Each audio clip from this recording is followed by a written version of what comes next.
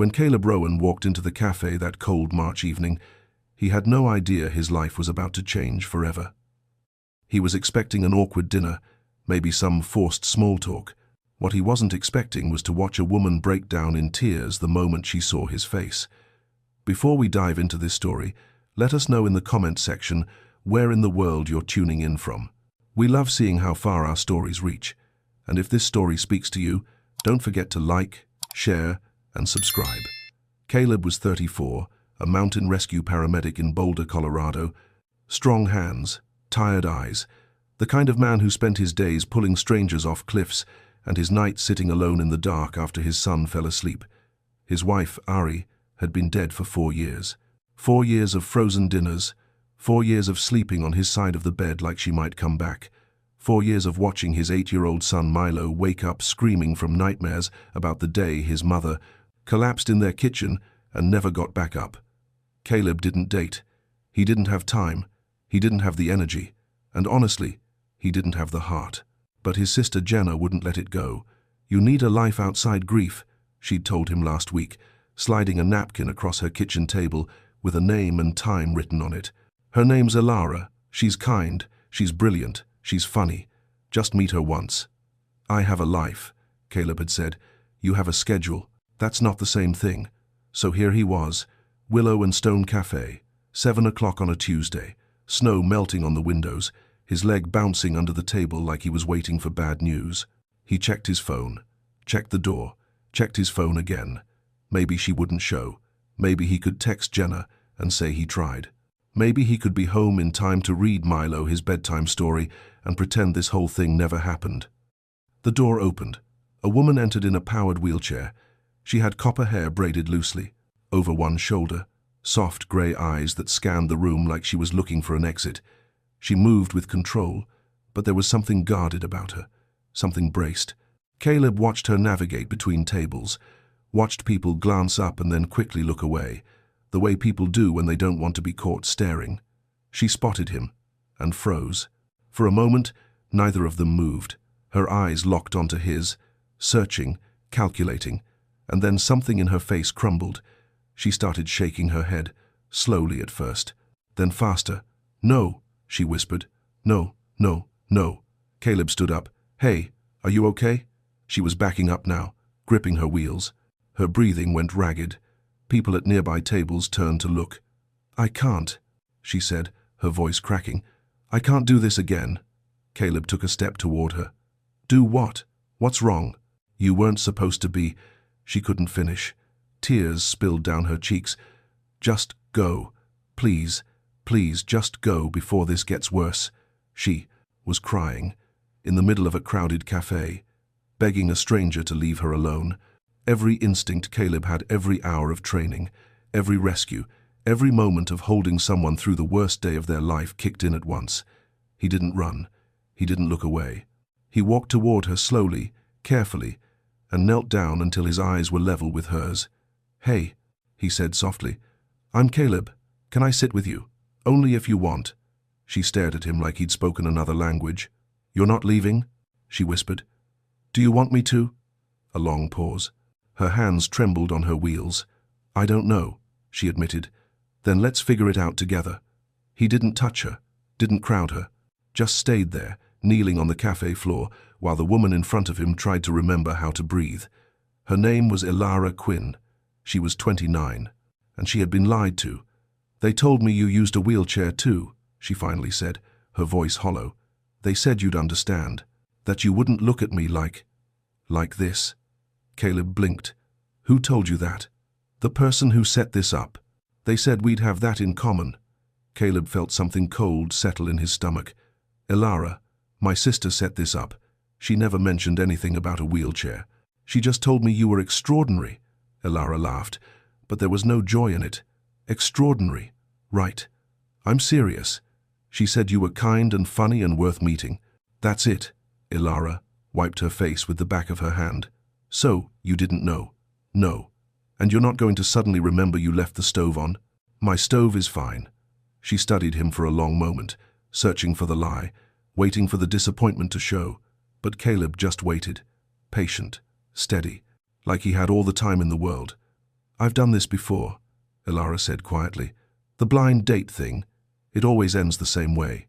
They either treat me like a charity case, or they can't get out fast enough. I thought maybe this time would be different, because they said you'd understand. She shook her head. I should have known better. Caleb sat back on his heels. Can I tell you something? What? I've been set up on dates by people who want to fix me too. People who think grief has an expiration date. People who look at my son and see a problem instead of a kid. He paused. I know what it feels like to be managed by people who love you but don't actually see you. Elara's eyes softened. Just a fraction. I'm not here out of pity, Caleb said. I'm here because Jenna said you were worth meeting. And so far, she's not wrong. The cafe hummed around them. Silverware clinked. Someone laughed at the bar. Elara took a shaky breath. Then sit, she whispered. Please. And he did. They ordered coffee, then tea, then more coffee. The cafe emptied around them. Chairs got stacked on tables. The barista wiped down the counter twice. Neither of them noticed. Elara told him everything. She'd been a competitive alpine skier, national level, the kind of athlete who woke up at 4 in the morning and lived for the sound of her skis cutting through fresh powder. At 24, she was on track for the Olympics. Then a car ran a red light. She woke up 3 days later in a hospital bed, couldn't feel her legs, couldn't feel anything below her waist.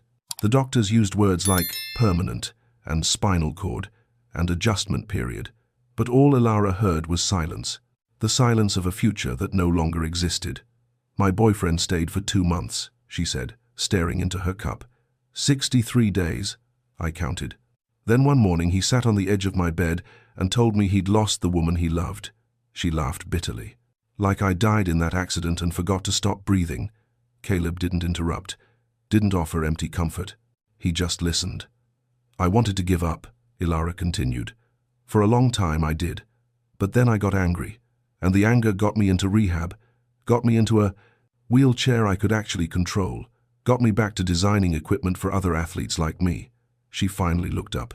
I rebuilt my whole life, Caleb, from nothing, and I'm proud of that. But dating, she shook her head, dating is a nightmare. How so? Some men treat me like a project, like if they're patient enough, I'll magically start walking again, and they'll get credit for fixing me. Others can't see past the chair at all. And then there are the ones who fetishize it. Like my disability makes me exotic. She shuddered. I can't survive being someone's charity case again. I won't. The weight of her words hung in the air between them. Caleb took a breath. Can I tell you about Ari? Elara nodded. She was healthy, strong, the kind of person who ran marathons for fun and complained that I couldn't keep up.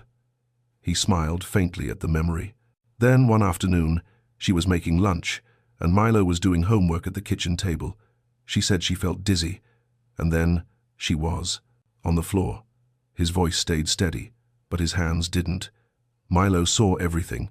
He was 4. He watched me try to save her and fail. By the time the ambulance came, she was gone.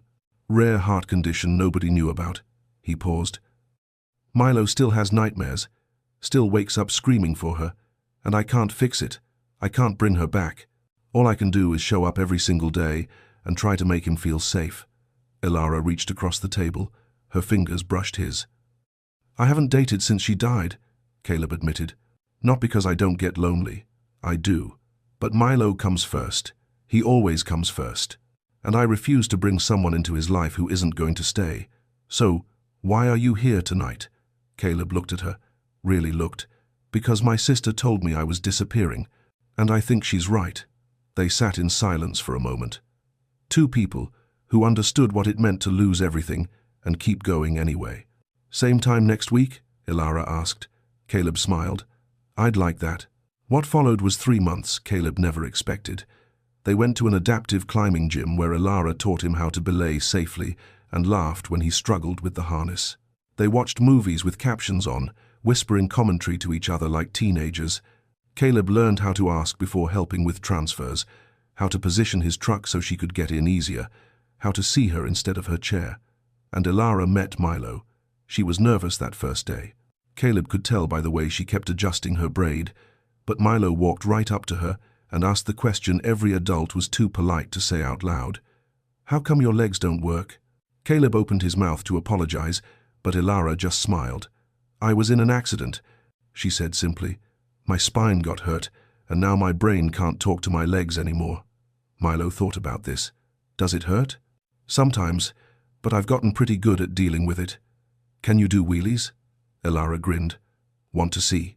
By the end of that afternoon, Milo had taught her his favorite card game, and Ilara had taught him a breathing trick she'd learned in rehab. Something to do when the panic came. Something to hold on to when the nightmares got too loud. That night, Milo slept through until morning for the first time in months. Caleb stood in the doorway of his son's room, watching him breathe, and felt something crack open in his chest, something that had been frozen for 4 years. Jenna noticed too. "She's good for you," she whispered at a family dinner, watching Ilara laugh at something Milo said. "And she's good for him." Caleb didn't argue, but Ilara was still afraid.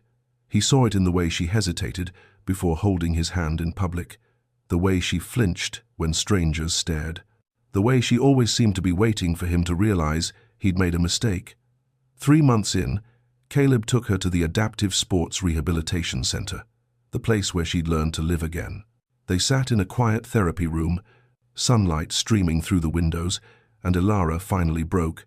"I'm falling in love with you," she whispered, tears sliding down her face. "And it terrifies me." Caleb reached for her hand. "I can't be someone's project," she continued, her voice shaking. "I can't be the thing you fix to feel good about yourself. And I can't," she choked on the words, "I can't survive being left again." She looked at him with everything she had. "If you're not sure, tell me now. I'll understand. But don't stay for the wrong reasons, Caleb. Please." The room went silent. Caleb took her face in his hands. "Ilara, you are not an obligation. You're not something to fix. You're not a replacement for what I lost." His voice broke. "You're a miracle I never expected." She started to cry harder. "Milo sleeps through the night now because of you. I laugh again because of you. I feel alive for the first time in 4 years because of you." He pressed his forehead to hers. "I'm not staying out of pity. I'm staying because my life is better with you in it." She collapsed into his arms, and for the first time in a long time, neither of them felt alone. 9 months after that disastrous blind date, Caleb drove Ilara up a winding mountain road she didn't recognize. "Where are we going?" she asked, for the 3rd time. "You'll see. I hate surprises." "I know." The road opened into a meadow, wildflowers everywhere, purple and gold and white, swaying in the summer breeze. Beyond them, Boulder Canyon stretched out like a painting, the sun sinking low and turning the sky into fire. Ilara's breath caught. "Caleb, what is this?" He parked the truck and came around to help her into her chair. His hands were shaking. She noticed but didn't say anything. He pushed her to the edge of the meadow, where the flowers met the overlook. The whole world spread out beneath them. Then he walked around to face her and knelt. Ilara's hand flew to her mouth. "Caleb, wait," he said, his voice unsteady. "Let me get this out before I forget how to breathe." He took her hands in his, looked up at her with tears already forming. 9 months ago, I walked into a café expecting nothing. I was tired. I was broken. I was only there because my sister wouldn't leave me alone. He laughed softly.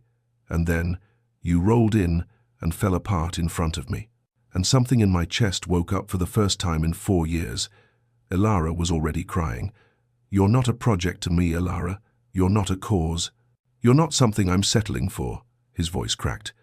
"You're the bravest person I've ever met. You rebuilt your entire life from the ground up. You taught my son how to breathe through his fear. You taught me how to hope again." He reached into his pocket and pulled out a small velvet box. "I'm not asking you to complete me. I'm not asking you to fix what's broken. I'm asking you to build something new. With me, with Milo, a family, a future, all of it." He opened the box. A simple diamond ring caught the dying sunlight. "Ilara Quinn, will you marry me?" She couldn't speak. Her whole body trembled. Tears streamed down her face as she nodded frantically. "Yes," she finally choked out. "Yes, 1,000 times yes." He slid the ring onto her finger. She pulled him up and into her arms, holding him so tight he could barely breathe. They stayed like that, foreheads pressed together, crying and laughing at the same time. And then a small voice shattered the moment. Did she say yes? They both turned. Milo came sprinting out from behind a pine tree at the edge of the meadow, his face split into the biggest grin Caleb had ever seen. Did she? Did she say yes? Elara laughed through her tears. Yes, buddy, I said yes. Milo pumped his fist in the air. I knew it. Dad, I told you she'd say yes. I practiced my happy dance and everything. And then he started dancing. Right there in the wildflowers. The most ridiculous, joyful 8-year-old dance anyone had ever seen. Elara laughed, so hard she couldn't breathe. Caleb pulled Milo into the hug, and the three of them held on like they'd never let go. The wedding was small, just the way they wanted it. A sunlit greenhouse on the outskirts of Boulder. Plants everywhere, warm light filtering through glass walls, soft music. 30 guests who actually mattered, Jenna cried before the ceremony even started. Caleb's mother kept dabbing her eyes with a tissue she'd brought specifically for this purpose. Even the officiant got a little choked up. But the moment that broke, everyone was Milo. He walked Elara down the aisle, not pushed her, walked beside her, his small hand resting on the arm of her wheelchair, guiding her forward like he'd done it 1,000 times. When they reached Caleb, Milo looked up at Elara and whispered loud enough for the front row to hear, I told you he'd stay. Elara had to take a full minute before she could speak her vows.